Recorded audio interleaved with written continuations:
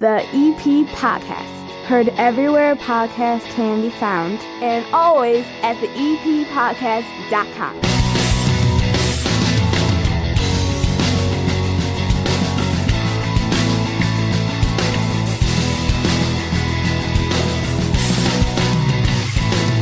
All right, so I'm going to bring Colleen Klimczak in to kick off the show with me because I've had to kind of adjust how the EP podcast is going to go this week because we had a bit of an emergency in the Lanuti house. Everybody's fine, bit of an emergency, and everything I was doing for the show was put on hold. So the EP podcast brought to you by the First National Bank of Evergreen Park. Your child's bright financial future starts with learning good money habits early in life. Help them get ahead with a junior savers account from the First National Bank of Evergreen Park. With a junior savers account, kids earn interest on every dollar they deposit so they can watch their money grow. Show your kids how fun and rewarding saving can be and set them up for success. Learn more at bankevergreenpark.com/junior or stop in and see the folks over in that iconic building in 95th and Pulaski. First of all, welcome, Colleen. How are you? I'm great. I am not having an emergency, so I need to know more. Oh my goodness, it's so disruptive. You came in and you were like, I just heard. And I'm like, everybody's fine. I did. So, my husband had listened to everything. He had listened to Socks in the Basement or Southside Pod, which have come out since the emergency, but the EP podcast is not. Oh my goodness. So 6 a.m., I got woken up by my daughter, okay? And all I heard was, Dad, I think I'm in trouble. And you hear that, like, you wake up out of that fog and you're like, something's wrong. You never want to hear that. She's such a stubborn little thing. She spent all night long throwing up and doubled over in pain. Oh, no. And she finally got to the point where she knew that she couldn't hold out any longer. She didn't want to wake up her father. And it's just me and the kids. Right. You know, I mean, Erica gets like every other weekend. But I mean, it's me and the kids. And Audrey's with me 100% of the time. So she looks at it as like, I've got to take care of Dad. Oh, gosh. So she doesn't want to say anything. So she wakes me up at 6 a.m. and I'm looking at her. I'm like, I knew right away something was wrong. Yes. Oh, we can tell. And Always. I know that. I mean, I've always been somebody who's fairly calm in the face of pressure. Of course. I think after working 10 years in 911, there's that thing where you just compartmentalize everything. Mm-hmm. Yep. So I just kind of looked at her very calmly and just started going through the progression of what is wrong. Yes. What needs to happen. Very quickly, I was like, she has an appendicitis. Like, we're leaving right now. That's what I saw. And I'm telling the boys, like, get yourself ready. I'm making a phone call to drop off the little guy. And like, I'm getting Dominic the rice early. I'm like, we're on the move. Yep. We're in the car. Gotta do She's in terrible pain. I get her over there. They jumped right into motion over at Christ. They did all the imaging. And it's interesting. Like, nobody wants to say what it is because they don't want to be like WebMD. Dr. Google? Right. They're actual doctors, right? Yes. So they don't want to be like, we know it's an appendix. They got to rule it all out. I know what it is. I'm a medical person from 20 years before. They have to rule out all the other things. But they moved her quick. Thank goodness. They used the advantage that she was 18, but they can technically put anybody from 19 and under into the pediatric thing. Oh. Pediatrics is nicer. That's a nicer ER. All ERs. Fair enough. If you're thinking about emergency rooms, you'd rather be hanging with the kids. True. Than the rest of society. That is very true. In a major trauma center's ER. Oh my gosh. So they were like, we're going to put her in that one. I'm like, that's a great idea. So they please. rolled her in there, got her a room. And then it was like, every time a doctor came in, the first thing they would list is, could be an appendicitis. And they throw out 3 other things. And I'd be like, hey, it's an appendicitis. So they do the blood test. The blood test is like rules out a bunch of stuff. And she's all excited because it's ruling out all this stuff. Great. And they're like, but your white blood cell count is high, so we're going to send you down for a CT scan. And they walk out of the room. And Audrey goes, that's good news. And I'm like, no. I'm like, your white blood cells are up because you have an infection. You're fighting an infection. Yes, that's how that works. And that's your appendix. You didn't hear them say, rule out an appendix, kiddo. I said, they're going to go scan you now, and they're going to prove it because they don't take out an organ from your body without confirming. Even though it's useless. Right. I mean, the appendix. It is a useless organ. You don't need it. Thank goodness. Oh my gosh. So they do the imaging. They come in. They originally thought it was perforated. So they start doing like antibiotics immediately. Yes. And then the surgeon took a look at it and was like, somebody read this wrong. Not perforated. Good news. We're still taking it. It needs to come out, blah, blah, blah. And now she's prepping for it. And it's funny because like I've had surgery before and her younger brother has had one. So I've already prepared myself for what it's like to send your kid into it. I mean, it stinks. It does. I've done that. Right. Yes. But I mean, with all three of the kids, like even Nick, when Nick's C-section happened, I got pushed out of the room because all of a sudden a bunch of alarms went off because his blood pressure was dropping so quickly. They had to pull him out as quickly as possible. Okay. And what do? You sit in the hallway, you say a prayer, and you wait. You can't go crazy. So you know that that's going to happen. So I was trying to keep it light, and I kept telling her, I was like, look, when you get in there, she was asking me what it was going to be like. I'm like, when you get in there, they're going to say, you're getting your appendix out, right? And she's like, why do they say that? And I said, because just in case. Because mistakes happen, and they don't want to cut your leg off. We're when you're removing supposed your to be right kneecap. Yeah, Wait, what? We're taking your arm today, right? Like, remember to say no appendix. I'm the worst. That's what happens when it's dad. But you have to agree. You know, you Sharpie the arm that it was supposed to be the surgery on. Exactly. Like, this one, not this one. I think that's a fair concern. And I'll tell you some of my observations from this, okay? Yeah. First off, doctors handle things so differently depending on where they come from. So the emergency room doctors walked in, said she's been throwing up all night. We're not giving her acetaminophen. We're not giving her ibuprofen for the pain. We're giving her morphine. Nice. Because they're ER doctors, right? ER doctors are like, we're ending the pain right now, right? Okay. Then another doctor comes in who's like the higher up, you know, never is down in the trenches with the emergency room people, hasn't been in there in a while. And they're like, we could just give her some Advil. And like, the nurse watches that doctor walk out of the room and is like, let's go find a doctor that'll get morphine. Like, you can't give a PO med. You can't give Advil if they've been puking. So then the funnier thing was like in post-op, they had a surgeon and he did a good job. I'm Look, sure. Guy came walking in. He's Italian like me, an Italian last name. He walks in, he goes, Mr. Lanuti. I'm like, hey, Goomba. And he's like, the appendix is in a bucket. That's how he says. That's the first thing he says. Appendix is out. It's in a bucket. I'm like, good. How's she doing? She's not in a bucket. I'm like, that's good. Even better. He's like, she's recovering. She'll be out. You'll be able to take her home. I'm like, are you out of your mind? And that's what they do. They send them right home. Yeah. And he was just going to give her Advil. No. Until the nurse, and I told Audrey afterwards, when you're in a hospital or a situation like that, you want the older, slightly angrier nurse. Because she don't care.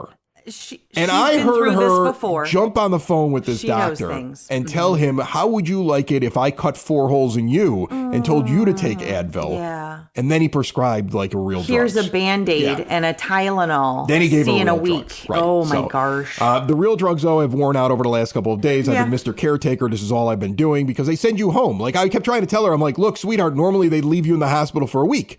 Now it's my job to be the nurse. Yes. You're not going anywhere. She was telling me, she's like, I'll be back at work by Sunday. I'm like, no, you won't. Like, you're going to be down for a while. It sounds like it was laparoscopic. Yeah, it was so they inflate your stomach, and it's a bunch of different holes in her. They removed an organ. I know, and she's very angry. She's like, look at all these little scars on my stomach, and she's all ticked off. She'll be and she's like, why couldn't they just do it the old-fashioned way like grandpa's where they just cut one of them below your waist? Now I've got these things in my stomach, and she's very upset about the whole thing, and you know, she'll heal. She's young. Heal. She'll be great. But I mean, she wants to march in all the parades this weekend. We got Southside Irish Parade. She's in the Brother Rice Mother Macaulay Band. She's got the downtown parade, and I'm like, you're not even walking right now. They need to give her a golf cart or something. I told her, I'm like, you're not even walking. She's got a giant walking stick that I have that's like, you know, for like hiking. And I'm lifting her up and down right now to go any place. And she's like, I'm marching this weekend. I'm like, you're not doing anything of the sort. Oh, no. The stubbornness of youth. Optimism. I prefer optimism. Right. We can call it whatever we want to call it. But, you know, she'll heal. Not that fast. No, maybe, it'll take some time. Oh so my now, gosh. and you know, it did work out. It was nice. It was nice that the boys, this was the weekend they were with their mother. Sure. Because getting the 8-year-old out of the house so I could just focus on her. Probably best. Perfect timing. Yeah, absolutely. Awesome timing. It was great. Gosh. Okay. But anyway, the reason I have you here. Oh, okay. Because you're a professional. I wanted to know. Your kids are awesome, so I'm really glad to be caught up. Okay. You're a professional organizer. I am. Okay. Yeah. Peace of mind, professional organizing. You have a podcast on a network called Your Organized Life. I bring you in when I have like major issues here in the house, and I seem to have had a lot of those over the last 6 months. I am here to help. It's been a roller coaster here in the Lanuti house since August. But the thing I want to ask you that may be valuable to all the listeners out there is, after an emergency, after something life-changing, altering, surgery, something like that. Oh my gosh. There was a moment yesterday when I looked around my house and I was like, everything that was running smoothly is no longer. Yes. And I don't know where to start. Okay. And so you know how to pull it back together. So like you're a very organized person, but I'm sure there have been times in your life where you all of a sudden you look around and say, well, everything that I used to do to stay organized is destroyed. Where do I start? So what do you start with? You start with a list? You start with a, just do the small things? How do you pick up the pieces after a major event? That is a great question. And I'm really sorry that you find yourself in that situation because it's really hard. We start with, well, first of all, the good news is you've already figured this out in life before today. You don't have to come up with anything new. Like all you have to do is return, like you said, all the routines, all the structures that I had in place that things were running smoothly and now they're not. We don't need new things. We need to remember what we already know, right? So like if routines are where it's at, if we start with the needs versus wants. So are there groceries in the cabinet? No. Right? So, I did not do my weekly Mariano's run. Like we're relying right now on the Costco big stock up that happened. Like I'm a big fan of Costco. Because yes. but the getting lunch meat and bread and eggs that normally happens on the weekend, the perishables has yet to happen. So this is Audrey wins, but I recently had a surgery too, right? And so mine was much less dramatic. Oh my goodness. But first things first, do I have food? Right. So like I made a grocery order. I started the dishwasher. I started a load of laundry. We do not have to recreate the wheel. Once she is comfortable and fed and medicated for the moment, we start with the most basic stuff that's right in front of us. So once the moment is taken care of, okay, how can I continue to feed and make sure she's not in pain and also have clothes for the boys for school tomorrow so this is not the time to write the great American novel. This is not the time to start pulling up floorboards because you're doing a remodel. You're exhausted. No. Like I've been wiped and I didn't have surgery, but when you're doing all that stuff, you're just kind of like, and the moment I get her in the bed, at the end of the day, I collapse. Well, and you need to because you got to take care of you. Because you're taking care of everybody else. Yeah. So, yes. Except for right now while we're doing the podcast. Right now, she's watching television and resting. Beautiful. And that's where she needs to be. And that sounds like a great prescription right there too. But truly, like I said, now is not the time to do big, bold, new things. Food, clothing, shelter, warmth, safety, right? This is the basic, the bottom level of the hierarchy of needs. What do we need to do for the next 5 minutes and then for the next hour and then for the next, 5 hours. And, I know you got to take care of what you can take care of and then go pick up, brother number 2. And you've still got all the other things. But like I said, the basics, we just start with the basics. Once she's okay and comfortable and all of that, then start a load of laundry, place a grocery. Jewel was my friend when I couldn't leave the house. I should have ordered food. I didn't do that. You just said that, and I'm like, as soon as you said place an order, I'm like, oh, you're an idiot, Chris. Well, I've never done that before. I have never ordered food to the house. I am not a fan. Like the kids love doing that thing where they use those apps. Oh, my boys do that all the time. Yeah. And I'm like, you just spent $45 for a thing of McNuggets with all those. What is wrong with you? Get off your butt and go buy them. Which, by the way, I'm crossing all fast food off of the list because this weekend, after it happened, I was like, all right, well, I need to get her food. Yes. And I was like, well, it was Friday, and I'm Catholic, Lent. and it's Lent, Yep. so I'm like, okay, so I'll go get filet of fishes, and 3 double filet of fishes and 2 fries to feed my son who was still here. Because the other guy was in school, but he was off of school. So he was still here until he went over to his mother. So I had to feed him. Yeah. I had to feed Audrey and me. I spent $50 at McDonald's, and the price of fast food now has gotten to the same level as if I go to a regular local place. And I came back and I said, that is your last McDonald's. I could have walked up to Porter Cullen's and gotten their fish thing, gotten a couple of their fish meals for the same, if not less, and fed all of you. I could have gone over to Pappy's. I could have there's a million places here. I am never going to McDonald's again. They priced themselves out of the market with me. Rosie's for pizza. Do you see what Wendy's is doing now? Wendy's announced like 2 weeks ago that they're going to do dynamic pricing where all their digital boards are going to raise the prices during rushes based upon need. That so on is supply terrible. and demand, you could show up at the Wendy's, Right. and depending on what time you show up, the burger could go from $6 to $10. And it's That's like, gotta be illegal. and they That's and they crazy. announced that they were going to do that, and this is all still the fallout from COVID. So I mean, I'm like, I've crossed all fast food. I told the kids, I'm like, we're done with fast food. That was it. That was the end of the whole thing. Yeah. Never ask again. Back to this thing. I'm going to order food. Yes. And before I let you go, quick footnote. I know you're such an organized person. Okay. And I know that you would say being organized helps you in those moments. It does.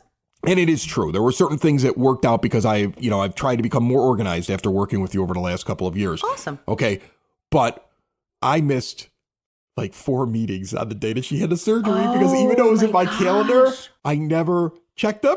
You had you So win. it was a whole though. day. Like she wins. I had You somebody can't- at my back door to Okay. record Oh no. going, hey, I'm at the back door. And we were wheeling her to surgery. Okay, there are some times that you have the best. That is the best answer. The No worst. one is going to argue with that, Oh, Chris. gosh, yeah. Like, I'm writing things, and then people no. feel bad. Like, you write to them like, oh, yeah, my daughter's having an emergency appendectomy. I'm at Christ. I'm really sorry. And then they just keep sending messages like, no, it's my fault. I You should win. never have come to your house. I should have assumed there was an emergency. I'm going to go home and feel bad about it. Like, people don't know how to That react. you win. No one's going to argue with that. You win for like a week and a Yeah, half. I do My win. daughter had emergency surgery is the answer forever. to every I'm milking every question. I'm milking it. Okay? You should. That's the answer for why this show is not what a normal show man. is. Hopefully it's still entertaining to all of you. Back to normal next week. Thanks, Colleen. You're so welcome. Building relationships, supporting the community, and service. These are the things that Country Financial stands for. They're more than just an office you may pass by as you drive through Evergreen Park.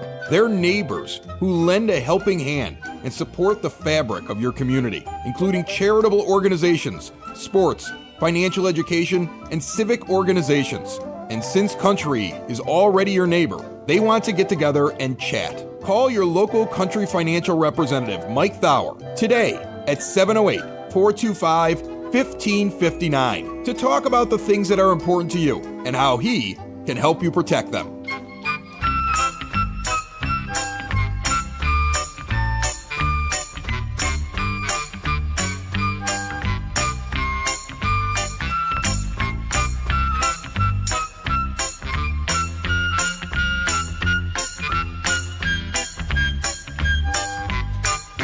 Your EP Podcast Word on the Street brought to you by Spoken Vine Wine Bar and Bottle Shop, northeast corner of 95th and Kedzie.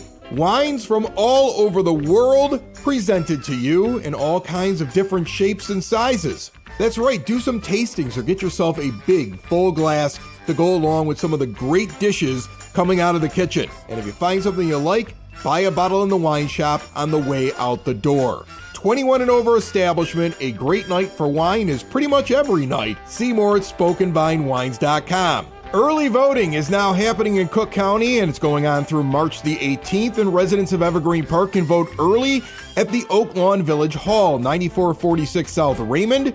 If you'd like to be a poll worker, election judge, or a polling place technician, they are needed on election day, and you can be paid between $250 and $400 depending on the position. Visit the Cook County Clerk's website for more information. The Village of Evergreen Park's Police Department will hold 2 T-level clinics for the Kids Golf Foundation this summer. These clinics are offered free of charge to resident children between the ages of 8 to 13. So if you're looking for free golf for your kid, priority is given to kids whose families are financially burdened and cannot offer their children this type of opportunity. Check out more at the Village website. And the Evergreen Park Historical Commission Museum is now open every first and third Saturday of each month from 10 a.m. until 3 p.m. It's located at the Evergreen Park Senior Center, 9547 South Homan Avenue. The museum can also be open up to groups during the week by appointment. You can call George Peso for more information at 708-422-5222. Joining me on the phone line right now from Evergreen Park High School, Tim Moran is on the line. How are you, Tim? No, I'm great. How about yourself, Chris? Good, good. You have your finger on the pulse of everything going on over there because you're the guy that sends out all the press releases and tells me everything that's happening over there. And I figured it would be a good time to just kind of bring you in and talk about a very exciting last month or so over there. We just had Jim Sexton on to talk about the regional championship. I know the YA Literary Festival is coming up this weekend, actually on the 16th. Is that big literary festival we've been talking about on the EP podcast. But there's some stuff that may have slipped through the cracks. I see Evergreen Park won a welding competition. Like, I didn't even know you had welders over there, and it sounds like you have the best in the state. What happened? Oh, absolutely. Yeah, welding's actually a really big thing here. And we didn't only win the competition, but we swept it. It was the Moraine Valley Community College. Every year they have a high school welding competition. I believe there were 4 other schools in this one, and Evergreen Park not only won the first prize, which was Zach Gumbin. He wins a $1,000 educational scholarship. We also got second place Diego Mbonse, who won $500 educational scholarship, and third place Aiden Brunner, winning $300 worth of welding gear, and obviously our team came in first place as well. And just as an historical note, as for how big welding is here at EPCHS, Evergreen Park has actually won 5 of the past 6 Moraine Valley High School welding competitions, and we actually hosted it here the one COVID year where Moraine Valley wasn't able to do so themselves. Yeah, it's all under the direction of John O'Connor.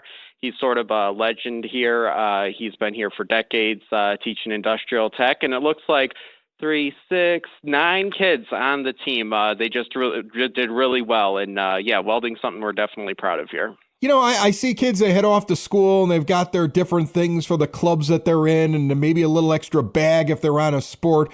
Are these welding kids like showing up at the school with their own big giant iron mask and blowtorch? Like, or is that something that's just sitting at the school? Oh, that's actually something sitting in the school here. Yeah, it's really, if you've never been by, you definitely check out our metal shop. They got all the equipment here and everything. And yeah, it's not necessarily like something that's going to attract kids like, I want to go to the best welding school here. But, you know, once you get in, OC does a really good job in recruiting the kids, and people take a lot of pride to it and everything. And yeah, the numbers are growing in that as well. And it's a very good, unique thing that we offer here.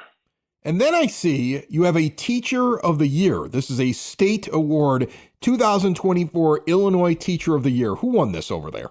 Bryn Zigreb. She is in, I believe, her 4th year here at EPCHS, and 4th year as a full-time teacher. She's pretty fresh out of college, and that's the premise for the award she won. She won the Outstanding Early Career Educator of the Year in the state of Illinois, which means she's part of the State of Illinois Teacher of the Year cohort. It's selected by the Illinois State Board of Education, so it's a statewide award. And the other awards, the other 14 teachers that are part of the cohort, they were in a group of awards, and Bryn is one of the few ones that won. She's the only winner of this particular award, and that just goes to show just the freshness of Evergreen Park High School teachers here, and you know, the future that we have here, because this award is only open to early career educators, and being in one of her first 5 years, she was picked for that. And we actually got a call from the State Superintendent of Education, Dr. Tony Sanders, called the school.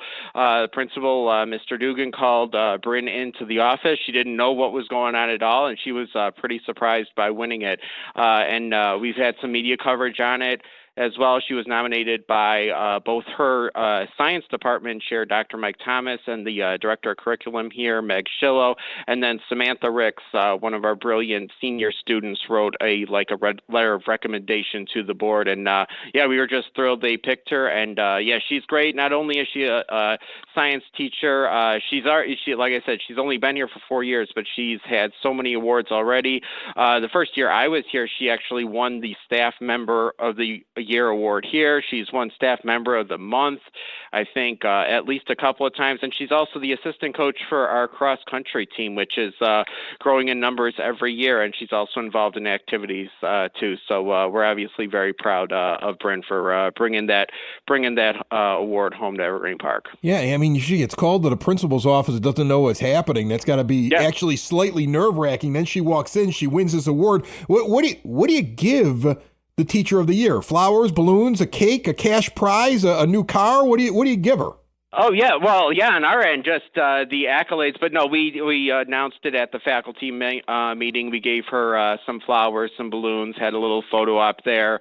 And she had already heard of it before earlier in the day. But, yeah, we're just absolutely proud of her. Awesome. And then you have a Chick Evans winner, if I'm not mistaken. One of your golfers just won an award. Yeah, absolutely. Yeah, Evergreen Park is sort of, I think someone referred to it as a Chick Evans factory as of late. Colleen Kelly, yeah, he's the star golfer on our golf team this past fall. He was actually a state qualifier, the first Evergreen Park golfer to make it to the IHSA state finals in a few years. And he also does caddying, and that's what the Chick Evans Scholarship is for golf caddies. And he's been caddying actually longer than he's golfed. He's been a caddy since he was in 8th grade over at the Ridge Country Club. He lives just a few blocks away from there. So it's a full ride scholarship, and you have to go through the works of putting through an essay, filling out all the paperwork and everything, and you have to have certain qualifications on the caddying end of it. And he just happens to also be the star of the golf team.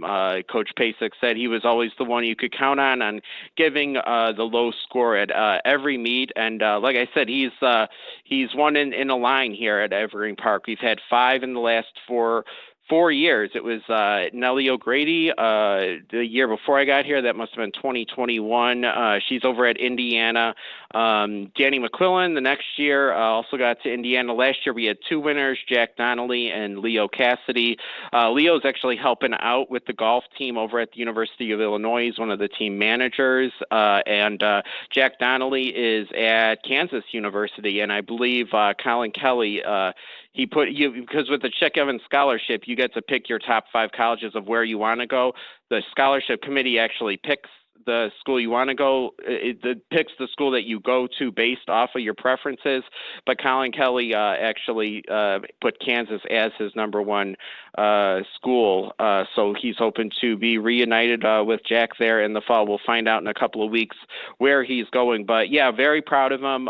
Yeah, he's a star golfer and just a great kid on and off the course. And yeah, it's great to see for at least the 4th year in a row, Evergreen Park getting at least one Chick Evans Scholarship. And yeah, I can't stress it enough. It's a full ride scholarship. So like everything, room and board, education is covered. And I think though that what he should be most excited about, I don't know what it's like over at Kansas. I see the University of Illinois as his second choice on the press release, but I know that the Chick Evans scholars have like the nicest house on campus. Like it's like the place to live. Like you see all these other fraternity houses and stuff. They're these rundown things. And the Chick Evans house is like, just like the high society house in the middle of the campus. So he's also going to have a really cool place to live, I would assume, wherever he goes. Oh, absolutely. Yeah, I haven't seen any of them myself, but yeah, I did know that, yeah, all the Chick Evans, they put them all together in one house. And yeah, I bet just by the prestigiousness of the scholarship, yeah, that doesn't come as a surprise to me. All right, so Tim, before I let you go, I know we got the YA Literary Festival happening on the 16th over at the school. It's a combination effort between librarian Tina Ward that's over at your school and Mary Black that's over at the Evergreen Park Public Library. I know I'm going to swing by there. We've had recently on the show, we've had authors in here. We've had them in there. Should be a big, fun event happening on Saturday, March 16th. Anything else? Something you want to tell me about before I let you go that is on the horizon over at the school? Yeah, absolutely. Yeah, the spring sports is actually just starting this week. We're very excited about it. Our softball team's got a lot of new faces. I know they graduated a lot of good seniors from last year, but Coach Fusco is just a stellar coach. He's going to have them ready to go. Baseball season starts tomorrow, I guess, with the recording. That's going to be today. Catch the Mustangs at home. They're under new manager Andrew Massey, who's the brother of Kansas City Royals second baseman Michael Massey. healthy. He's doing a great job in his freshman year, and Jack Hughes, who's already committed to a college, is going to have a great senior year.